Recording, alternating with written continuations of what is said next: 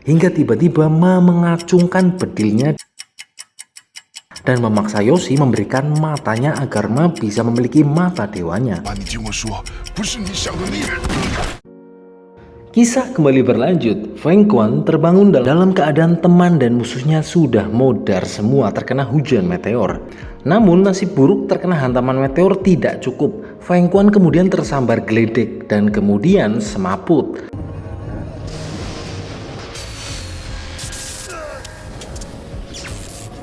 Kembali di makam Feng Quan, Zhuang menyadari asal kekuatan dari mata dewa. Dulu ketika perampokan di Pegadaian, setelah terkena pecahan giok, ternyata Zhuang juga kesetrum kabel.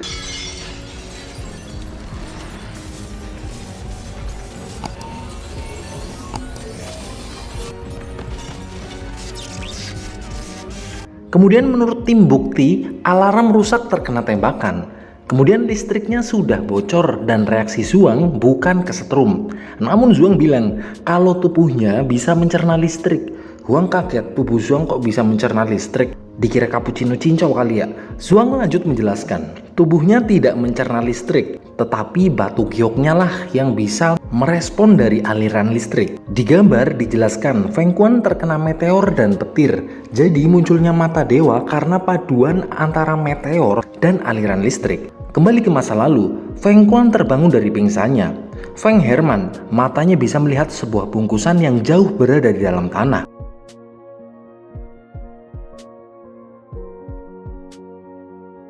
Lalu dia mencoba menggalinya. Benar, dia menemukan emas yang dibungkus. Karena sudah mendapat emas, Zhuang membeli makanan mewah berupa daging patkai dan kue tiao. Kalian mungkin berasumsi kue tiao makanan murah, tapi pada zaman dahulu itu adalah makanan mewah. Kalau nggak percaya, tanya mbah kalian. Masa kecilnya makan nasi sama ikan asin aja udah seneng banget. Jadi jangan lupa bersyukur dan subscribe di channel Parokial Film Production. Kehidupan Feng Quan berubah, sekarang bajunya bagus. Kalau makan aja mulutnya ditutupin tangan biar ababnya nggak keluar. Pokoknya priayilah. Zhuang bilang 3 tahun dapat mata emas, kehidupan Feng mulai berkecukupan. Dari tabung gas yang berwarna hijau berganti menjadi warna biru. Namun efek samping dari mata dewa juga menggerogoti tubuhnya. Dia jadi loyo dan jatuh sakit, bahkan tabib saja sudah kasih kode geleng kepala. Artinya apa? Dia ingin mengajak dugem. Istrinya jelas menangis dan sedih karena takut dia akan jadi janda. Tapi Feng Quan bisa hidup selama 102 tahun. Namun petunjuk penyelamatannya dirusak dan sudah tidak ada. Duh, sudah susah payah ke situ malah nggak nemu ya. Kasihan sekali nih Zhuang. Kemudian Zhuang teringat setiap kejadian yang dilalui dengan mata emasnya. Mendapat banyak uang, menebak giok yang berkualitas, punya toko, hingga tragedi yang tidak menyenangkan. Zhuang bilang mata emas kadang membuat sombong, padahal mata emasnya hanya sisa kekuatan karena pecahan giok yang di dalamnya ada kerikil meteorit dan rangsangan listrik kecil.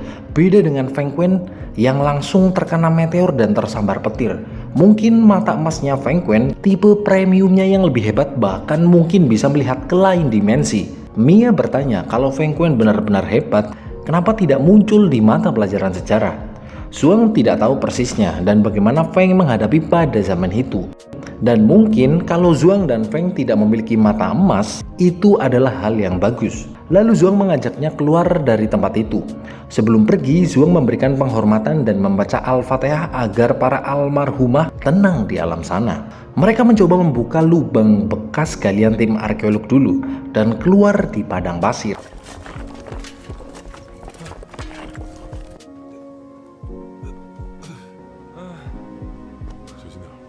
Kemudian Ryosuke menelpon, dia menanyakan progres dari ekspedisinya. Zhuang bilang dia menemukan jenazah dan lukisan masa hidup Feng, namun tidak dengan solusi efek samping dari mata dewa.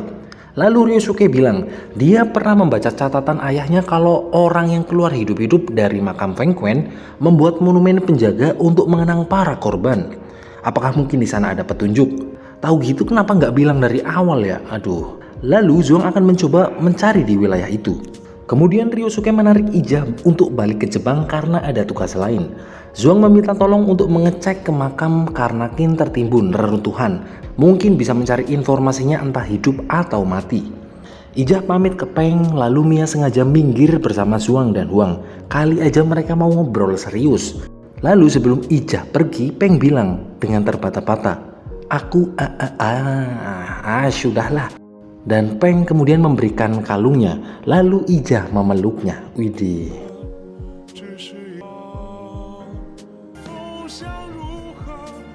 Cantik juga ya Ijah ya, kayak model Jeff. Peng kayaknya ada rasa dengan Ijah. Dia mengingat momen bersama Ijah.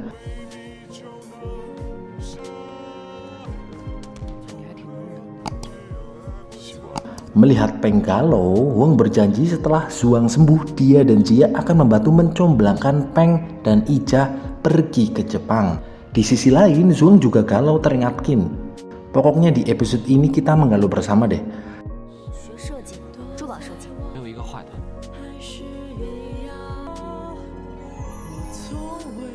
Zuang menggenggam pasir dan sadar, begitulah cinta.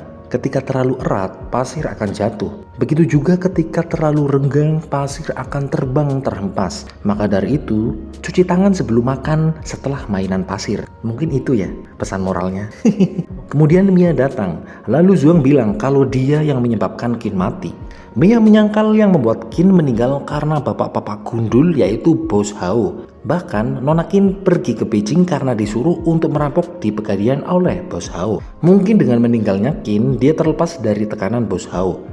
Semoga jika ada reinkarnasi, dia lahir di keluarga yang sederhana yang gak suka main judi tetapi rajin mengaji. Di tempat lain, Bos Hao mendapat telepon. Dari ekspresinya, itu adalah kabar yang menyedihkan. Lalu Bos Hao pergi ke kamar kerja Qin. Dia teringat Qin anak yang perhatian, cekatan, dan tidak berketombe. Di Gurun Gansu, Zuang dan lainnya akan pergi mencari monumen penjaga. Zuang lalu teringat masa kecilnya. Pada momen itu, Zuang sedang mengobrol bersama ayahnya yang bercerita kalau kakek Qiming lahir di kala senja atau kataware Dokisan, dan pada saat senja bintang Venus muncul. Kakek Qiming menganggap bintang Venus adalah bintang keberuntungannya. Jadi mungkin kakeknya berjalan menuju ke arah sana. Kemudian setelah mengikuti arah bintang Venus, Zuang dan lainnya menemui kampung kosong.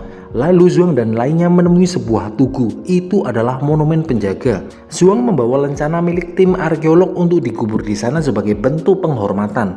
Namun ketika sedang menggali, Zuang menemukan kotak berisikan buku catatan.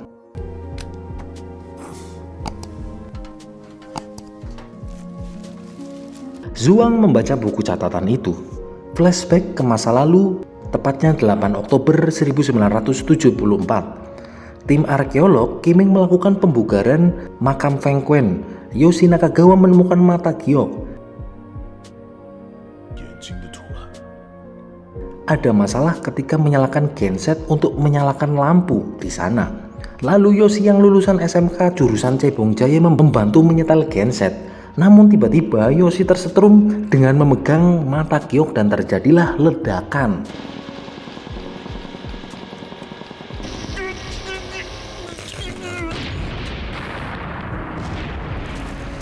Semua orang tepar. Ada 3 orang yang masih selamat termasuk Qiming dan Yoshi. Salah satu tim bilang ini karena kutukan hantu di sana, sehingga terjadilah ledakan. Qiming mencoba membuat jalan keluar seperti yang Zuang Ri lalui. Dalam keadaan badai pasir, mereka menuju desa terdekat. Dengan penuh perjuangan mereka menuju ke sana.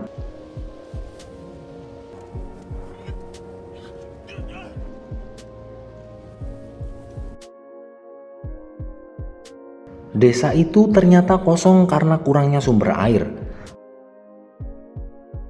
Lalu mereka beristirahat sejenak di sana. Bangun dari istirahatnya, Yoshi bilang ada sumber air di sini. Lalu mata Dewa Yoshi sudah aktif. Entah kenapa dia bisa melihat air yang berada di kedalaman. Qiming jelas bingung karena daerah sana ditinggalkan ya karena kering tidak ada air. Namun Qiming mencoba menggalinya dengan sendok. Ternyata benar sumber air sudah dekat. Qiming memeriksa mata Yoshi tetapi tidak ada keanehan secara morfologi atau bentuk fisik. Namun tak bagaimana Yoshi melihat hingga jauh ke dalam termasuk bingkisan emas yang sudah hancur dari sebuah bungkusan.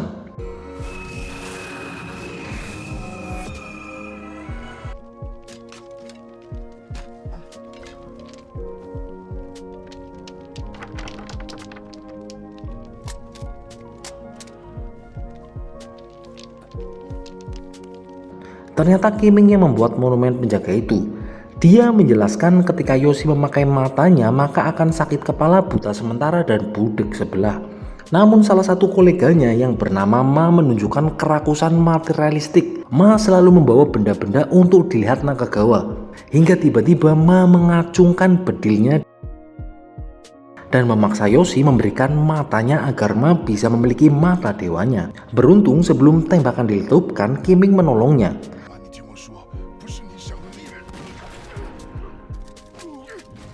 Terjadi pergelutan antara Ma dan Kiming. Beruntung sekali Kiming menang dan mereka kabur.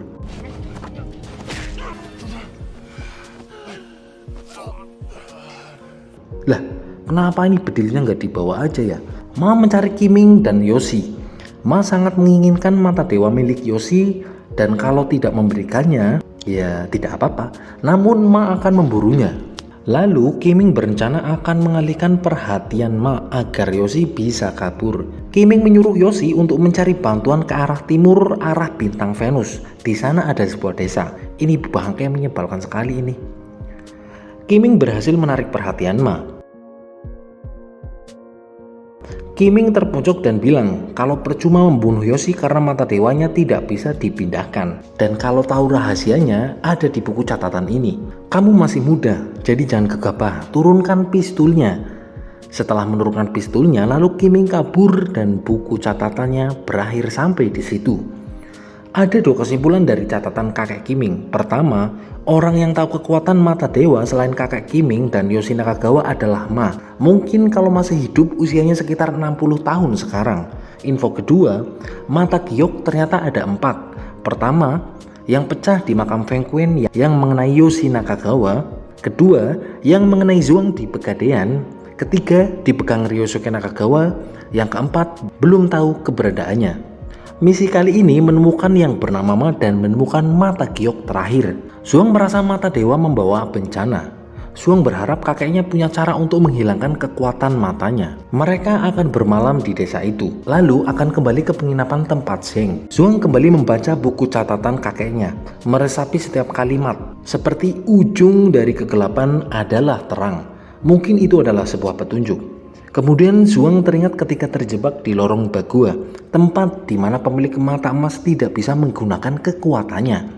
Esok paginya, Huang mendapati Zhuang sudah tidak ada dan melihat pesan yang ditinggalkan kalau Zhuang kembali ke makam Feng Quan karena mungkin Zhuang sudah tahu rahasia dari mata dewa. Zhuang sudah tiba di depan pintu masuk makam, lalu ngeromet sendiri. Zhuang mengucapkan salam perpisahan dengan Qin dan menjelaskan arti ujung dari kegelapan adalah terang. Maksudnya adalah gelap merupakan terang. Lorong Bagua mengajarkan kalau mata emas yang didewakan tidak selalu menjadi solusi praktis.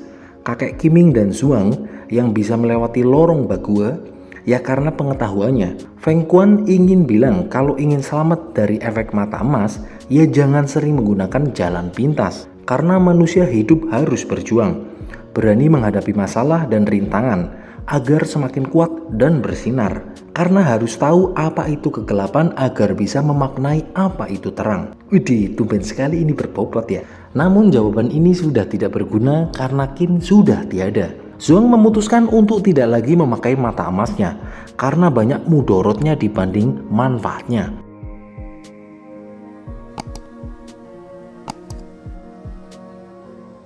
Huang bilang kalau sudah lulus dari kuliah kedokteran dia akan menyelamatkan Zhuang. Gue mau gak diperiksa dokter kayak lu, yang ada malah makin sakit. Di rumah sakit Ryosuke sedang menunggu Qin. Ternyata Qin selamat. Di penginapan Huang mencoba mengaktifkan mata dewanya dan ternyata ya nggak bisa lah. Feng ada di sana. Zhuang bilang kalau makam Feng Quan kini tertutup selama-lamanya. Semoga menjadi tenang karena tidak ada yang mengganggunya lagi. Kedepan setelah tangannya sembuh dia belum ada rencana tetapi dia cuma bisa membuat kerajinan porselen. Zhuang bilang kalau gitu bikin saja karyanya sendiri mengikuti perkembangan zaman lalu dijual di TikTok Shop. Itu udah tutup kali ya. Ya dijual online lah pokoknya lah. Daripada meniru karya orang lain lebih baik karya sendiri. Itu merupakan kebanggaan sendiri. Zhuang percaya kalau karya Feng pasti akan berharga ribuan tahun yang akan datang. Itu mah lama banget kali. Zhuang akan membuat galeri untuk Feng. Dan soal biaya ya minta Huang sajalah. Kin sudah sadar di rumah sakit. Dia tidak ingin Bos Hao tahu kalau Kin masih hidup. Keluarga Kin juga tidak akan berterima kasih walaupun sudah menyelamatkan Kin. Kin sudah kehilangan gairah hidup, namun Kin masih mengkhawatirkan Zhuangri. Kembali ke flashback, Ijah dan timnya menyelamatkan orang-orang yang tertimbun batu di lorong Bagua. Ijah bilang, Kin sangat beruntung karena dia masih selamat. Ryo masih tidak percaya Bos Hao sangat kejam bahkan dengan anaknya sendiri. Ryo menemui Zhuang dan membaca catatan kakek Qiming. Zhuang bertanya tentang Ma, namun Ryosuke tidak mengetahui karena tidak ada info tentang yang bernama Ma ini. Tetapi yang jelas dia adalah orang yang kejam.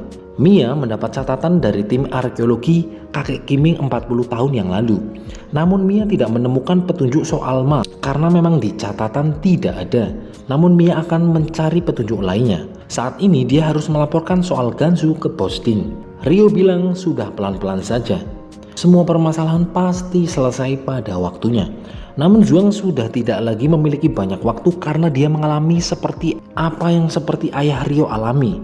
Kehilangan 5 inderanya, sering semaput, dan bahkan banyak yang mengalami bahaya seperti Ijah dan Qin yang bahkan meninggal karena keterkaitannya dengan mata dewa. Ryo tidak bilang kalau Qin masih hidup karena itu adalah permintaan dari Nona Qin sendiri yang memang ingin menganggap bahwa Qin sudah tiada. Walaupun mungkin hidup Zhuang tidak lama lagi, namun dia ingin menemukan pembunuh kakek Qiming dan kakek Gu agar tidak ada penyesalan dalam hidupnya. Mia bilang Bos Hao sekarang pasti akan mengincar Zhuang, dan Mia tidak mau Zhuang sebagai umpan.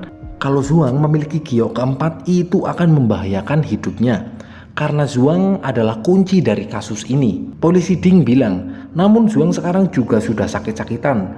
Kalau dia meninggal duluan, nanti petunjuk kasus ini malah hilang dan akan berbahaya. Jika oknum tahu rahasia mata dewa dan bagaimana cara mendapatkannya, maka akan terjadi chaos atau kekacauan di industri giok dan industri emas, dan itu pasti akan berbahaya. Lalu ada beberapa hal yang harus dilakukan sekarang. Mencari obat mata emas, investigasi Bos Hao dan mencari Ma, serta mencari mata giok terakhir. Lalu jika dalam 1 minggu tidak ada progres tentang petunjuk mata emas, maka kasus ini akan diserahkan ke polisi lainnya. Huang yang sedang menulis kaget melihat Zhuang datang. Lalu Zhuang merebut catatannya. Ternyata Huang sedang menyalin catatan kakek Qiming untuk mencari obat untuk Zhuang. Zhuang bilang, sudah kamu ngurusin dia aja lah, nggak usah repot-repot, tetapi makasih atas niat baikmu. Namun ternyata Huang sudah menyalin 2 rangkap. Tumben sekali pinter ini. Paman D datang. Zhuang bercerita tentang perjalanan bahayanya di gurun Gansu dan menemukan gua Buddha. Paman D bilang kalau petualangan beresiko mending cari aman sajalah. Zhuang lanjut menjelaskan kalau dia sebenarnya mencari tahu tentang kakeknya yang meninggal di makam Feng Quan. Zhuang juga menemukan catatan milik kakek Qiming dan menemui fakta kalau Feng Quan mendapatkan mata emas bukan karena melepas penyu seperti apa yang tertulis di dalam legenda sejarah, tetapi karena tragedi sehingga Feng Quan mendapat sepasang mata dewa. Dan ternyata mata dewa bukan hanya legenda tetapi itu nyata, dan keturunan Feng Quan menyebut itu adalah mata emas. Memang ada beberapa giok yang bisa memberikan kekuatan mata emas. Di catatan Qiming juga menceritakan Yoshi Nakagawa juga mendapatkan mata emas, namun dia dikejar akan dibunuh oleh pemuda yang bernama Ma. Paman D bilang harta memang berbahaya, jika banyak bencana akan menyertainya, namun jika sedikit itu membuat pusing. Cicilan masih banyak, KPR belum lunas, anak belum bayaran sekolah, malah curhat. Dan sementara Zhuang belum menemukan petunjuk tentang Ma. Zhuang memberikan foto tim arkeolog kakek Qiming 40 tahun yang lalu. Harusnya di situ ada foto semua tim, namun kenapa tidak ada Ma di sana? Paman D bilang, apakah mungkin yang memfoto adalah Ma? Karena dulu kan belum ada tripod. Kalau Ma bukan dari tim arkeolog, maka dia dari penduduk setempat. Emang ampuh sekali Paman D, luar biasa. Mia yang sudah dikabari Zhuang melapor kalau Ma mungkin pemandu setempat, jadi tidak ada foto atau catatan dari biro arkeologi. Namun catatan sipil waktu itu tidak lengkap dan pasti akan sulit mencarinya. Lalu Mia akan pergi lagi ke Gansu untuk mengeceknya. Qin masih letih, namun dia harus mulai berlatih bergerak, karena kalau tidak luka persendiannya akan permanen. Qin sudah kehilangan semangatnya. Kemudian Ryosuke datang. dan bilang pantas saja Kin berbeda dengan anak orang kaya pada umumnya yang sombong. Kin tampak tenang dan dewasa karena Kin memang bukan anak kandung dari Bos Hao. Lalu Ryosuke membuatkan identitas baru. Anggap saja Nona Kin sudah meninggal. Sekarang dia bernama Kojima Maki agar lebih aman. Kin jelas tahu kejahatan yang dilakukan oleh Bos Hao, dan pasti Bos Hao tidak akan membiarkan Kin hidup. Ditambah Bos Hao mengira kalau Kin sekarang ada di kubu Zhuang. Kin masih percaya kalau Bos Hao tidak akan jahat kepadanya. Lalu Ryo bilang ternyata Bos Hao juga mengirim orang ke makam Feng Quan untuk mencari tahu tentang Zhuang Ri dan Mata Giok, namun tidak mencari tahu tentang Nona Kin. Bahkan Bos Hao tidak mencari jenazah Kin untuk dikebumikan. Kin masih menyangkal. Dia bilang kalau Bos Hao adalah orang yang baik. Bahkan dia menyelamatkan ayah kandungnya hingga Bos Hao kakinya pincang permanen. Lalu Ryo memberikan berkas tentang ayahnya yang bernama Zheng Juan. Lalu Kin teringat ketika masih kecil dulu dengan ayahnya.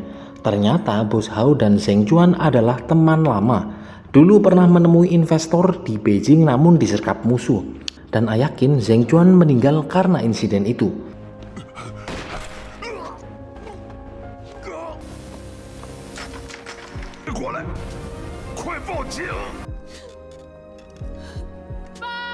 Namun anehnya tidak ada catatan tentang pertemuan itu dan transaksi yang ada di dalamnya. Kin membela kalau dia melihat sendiri kaki Bos Hao tertembak di depan matanya di insiden itu. Dan Kin mendapati ayahnya Zheng Juan memang meninggal. Namun Kin hanya melihat ujung kejadiannya saja, tidak melihat siapa musuhnya yang menyerang atau bagaimana Zheng Juan meninggal. Dan anehnya lagi, Bos Hao saja yang masih hidup. Kin tidak percaya karena Bos Hao dan Zheng adalah sahabat baik. Jadi tidak mungkin ada kejahatan di antara mereka. Ini Kin belum pernah aja ketemu teman yang bangke ya. Dan Bos Hao tidak ada untungnya menyelakai Zheng Juan. Lalu Ryosuke bilang tidak ada untungnya, tunggu dulu. Kita lihat kesaksian anak kecil itu bisa dipercaya. Bos Hao mendapatkan kepercayaan Kin kecil dan mempergunakan kesaksiannya agar tidak dicurigai polisi dan mengadopsi Kin dan akhirnya menjadi pemilik tunggal perusahaan Ashley. Itu adalah perusahaan yang dimiliki Zheng Juan dan Bos Hao. Buktinya mana? Kata Nona Kin. Bos Hao ternyata menyingkirkan semua mitra kenalan Zheng Juan di perusahaan Ashley. Bahkan mitra-mitra Zheng Juan sudah mengingatkan kalau Bos Hao orangnya yang tidak bermoral dan menghalalkan segala cara demi mencapai tujuannya. Dan takutnya nasib Kin akan seperti ayahnya.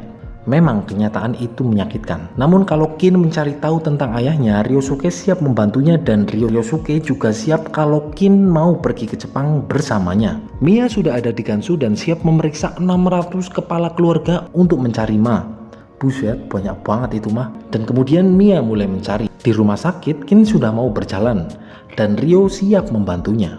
Mia mendapatkan info kalau ada orang yang menikah dengan orang luar dan memiliki marga Ma. Namun orang itu sudah pergi meninggalkan desa.